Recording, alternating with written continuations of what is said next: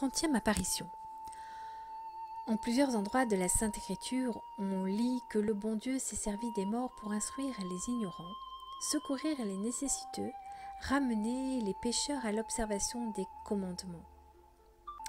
Saint Gothard, évêque d'Idelsheim en Hanovre, avait dans sa ville plusieurs hommes couverts de crimes et de scandales. Il essaya par les meilleurs moyens de les convertir, mais en vain, en sorte qu'il fut contraint de les excommunier. Ces malheureux n'en tinrent point compte. Par cette sentence, l'entrée de l'église leur était interdite, mais dès le lendemain, au moment où l'évêque montait à l'autel, les plus osés d'entre eux entrèrent dans l'église. Gothard se tourna vers eux et prononça à haute voix ces paroles. « Je t'ordonne, au nom du Saint-Esprit, à tous ceux qui sont excommuniés de quitter immédiatement ce saint lieu qu'ils profanent. » Les impies ne bougèrent pas au scandale des fidèles.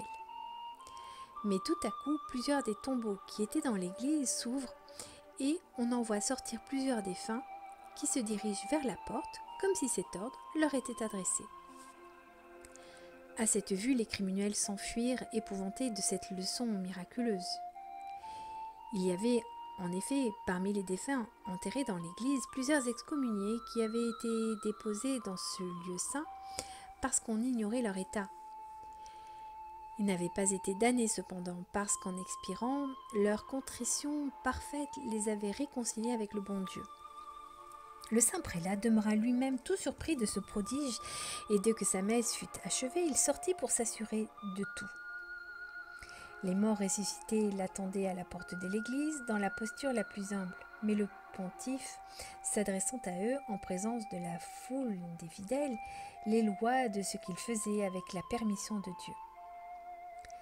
Par l'autorité que j'ai reçue de notre Seigneur, je vous relève de l'excommunication que vous aviez encourue au nom du Père et du Fils et du Saint-Esprit, afin que cette censure ne soit plus un empêchement à votre entrée au ciel. Que vos corps retournent en paix dans leur tombeau pour y attendre le dernier jugement. Les morts qui s'étaient agenouillés, les mains jointes et la tête inclinée, se relèvent aussitôt et rentrèrent dans leur sépulcre. Il est donc bien important d'obéir à l'Église et d'observer ses lois. Faisons-le toujours avec une scrupuleuse fidélité. À demain pour la suite des apparitions.